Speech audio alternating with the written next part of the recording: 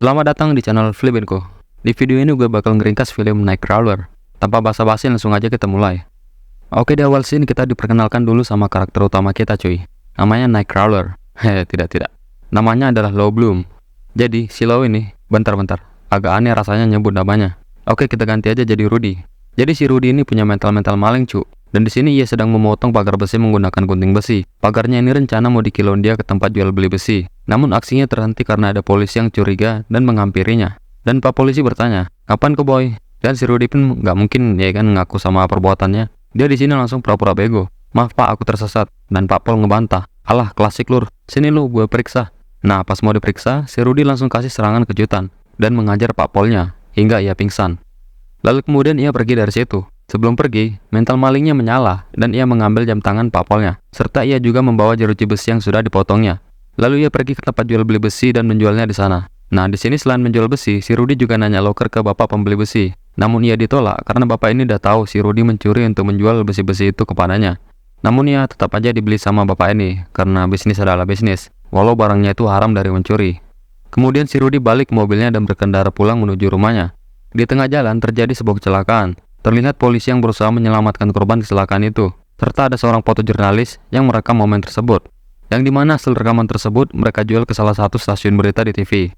Nah, si Rudy menganggap ini ide yang bagus. Esoknya ia duduk di taman, lalu mencuri sepeda orang saat ada kesempatan dan menjualnya. Ia membeli kamera dan radio polisi dari uang penjualan, dan malamnya ia mulai bergerak. Ia mencari info tentang sebuah kecelakaan atau kejadian lewat radio, kemudian langsung menuju TKP untuk mengambil rekaman footage atau video. Ia merekam sebuah pembegalan mobil. Setelah itu ia menuju ke salah satu stasiun berita TV untuk menjualnya. Direktur dari stasiun berita TV ini yaitu si Nina merasa tertarik dengan hasil rekaman si Rudy. Karena di rekaman si Rudy memperlihatkan darah yang bercucuran dari korban, jadi terlihat agak gore. Nah, si Nina menyukai tipe-tipe gore kayak gini, karena ini bisa meningkatkan popularitas channel beritanya. Ia berharap si Rudy dapat memberinya sesuatu yang seperti ini lagi di pertemuan selanjutnya. Lalu pindah ke hari esok, yang dimana si Rudy ini udah mulai serius untuk membangun karirnya sebagai fotojurnalis. Ia merekrut seorang partner untuk membantunya melakukan pekerjaan ini. Ia adalah Rick. Rudy melakukan sedikit interview, bla bla bla bla. Nggak peduli sama background dari Rick, asal ia punya SIM dan HP, si Rudy menerimanya dengan hitungan bayaran setiap kali mereka beraksi.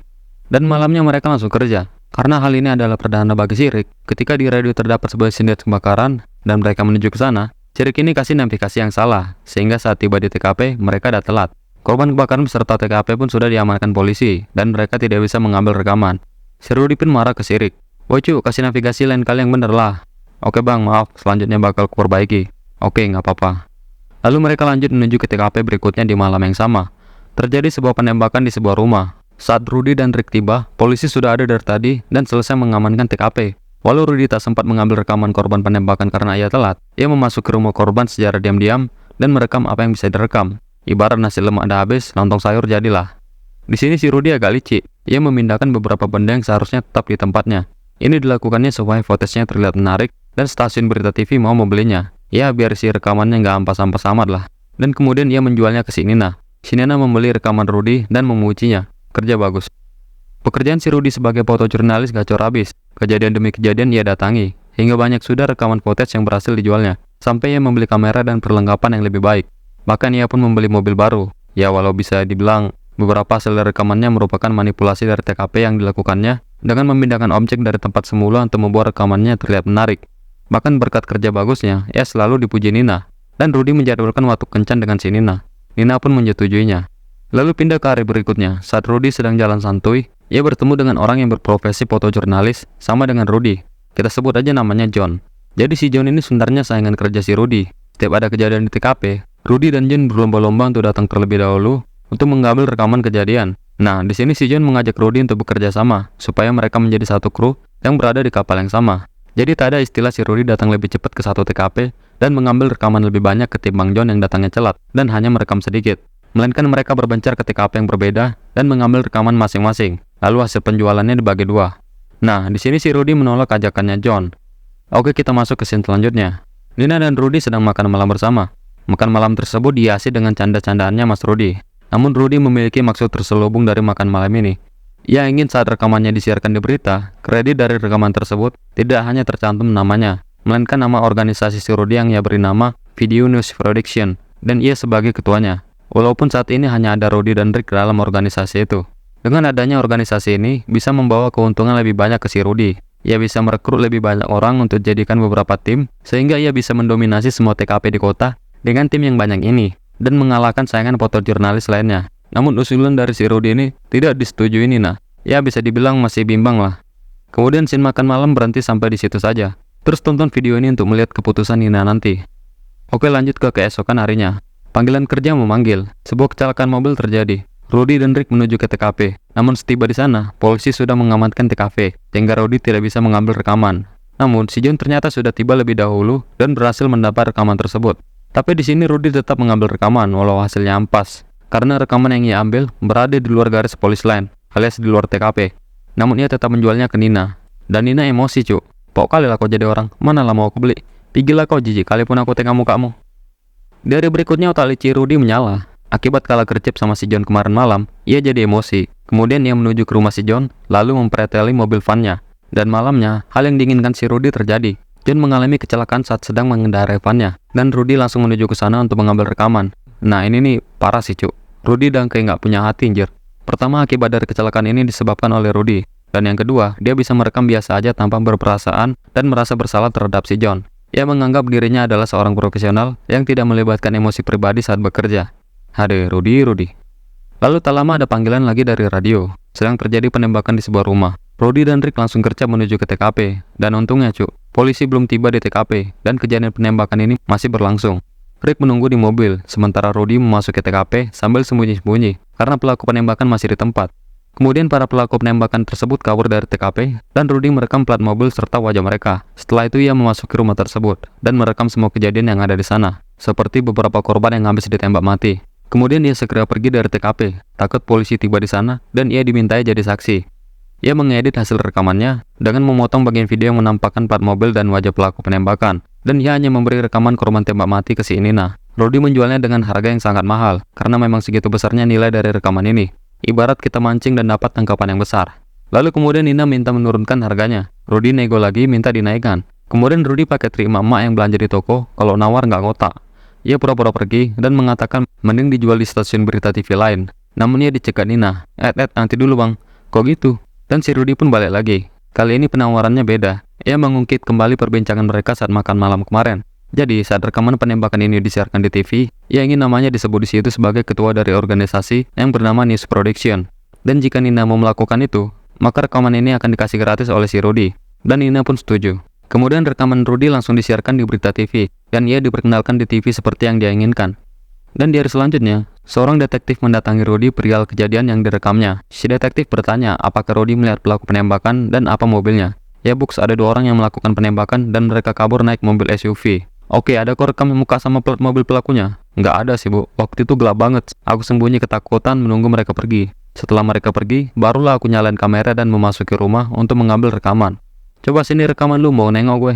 Setelah melihat rekamannya Rudy, dan ya yang dijumpai bu detektif hanyalah rekaman para korban yang sudah mati tergeletak seperti yang disiarkan di TV. Dan setelah itu bu detektif pun pergi. Kemudian Rudy mencari perberhentian mobil SUV pelaku pembunuhan tersebut di sebuah situs di internet.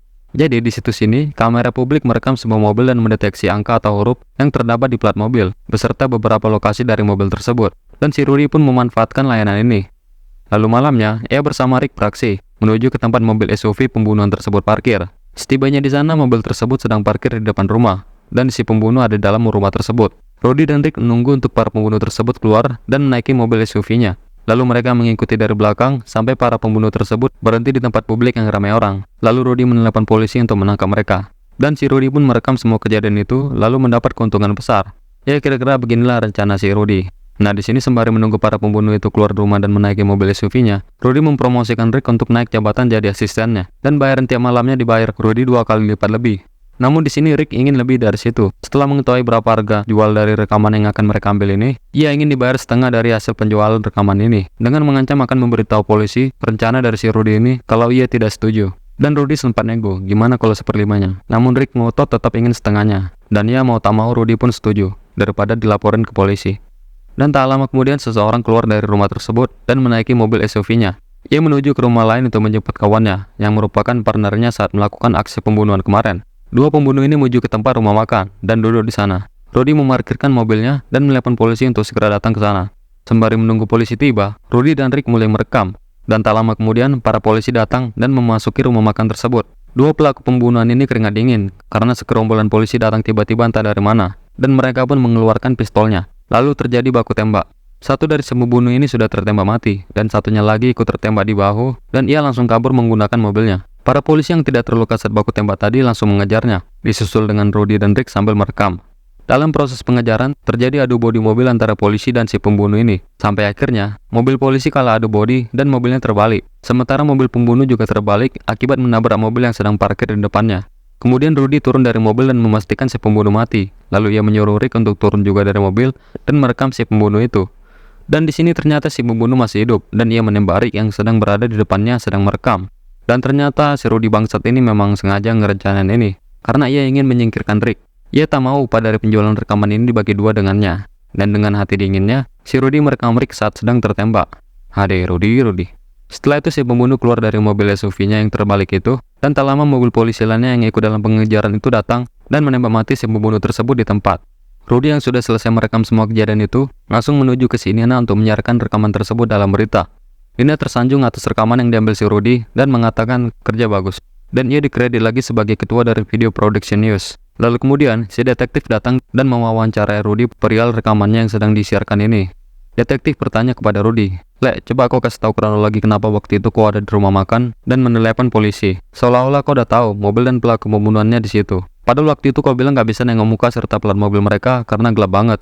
Dan kemudian Rudy menjawab, "Jadi gini, Lek, waktu itu aku lagi di apartemenku nyiramin bunga cem biasa. Terus ada satu mobil mencurigakan parkir di depan beserta dua orang di dalamnya. Lalu malamnya, pas aku dan partnerku Sirik ingin melakukan pekerjaan kami sebagai fotojurnalis, mobil ini ngikutin kami dari belakang. Namun kami langsung banting setir putar balik, dan Unoka reverse. Mobil yang mencurigakan ini kehilangan jejak kami. Namun sebenarnya, kami ngebuntuti mereka dari belakang. Hehe, gantian. Lalu kami melihat mobil mencurigakan itu parkir di rumah makan. Dan saat dua orang itu keluar dari mobil, barulah awak sedikit ingat kalau mereka adalah para pelaku pembunuhan yang kemarin. Dan ya, cemana lagi ya kan, langsung lah awak teleponkan Pak Pol itu. Terus kami rekam semua proses kejadian itu. Sampai partner awak juga ikut kebunuh. Dan di sini si detektif menyangkal kalau Rudy mengarang cerita ini, dan ia sebenarnya mengatur ini semua demi kepentingan bisnisnya sendiri. Namun karena si detektif nggak punya bukti akan hal ini, ia akhirnya membebaskan Rudy. Lalu kita pindah ke scene selanjutnya. Beberapa hari berlalu, Rudy akhirnya merekrut beberapa karyawan untuk bekerja di organisasinya, yaitu Video Production News. Dia kasih ceramah malap ke karyawannya ini sebelum bekerja, bla bla bla bla. Dan dah itu aja cuk, filmnya tamat. Oh ya, kalau di sini Rick masih hidup, ia sudah jadi asistennya si Rudy. Namun karena ia ngotot pingin bagi dua hasilnya, ya dia dikirim ke surga sama si Rudy.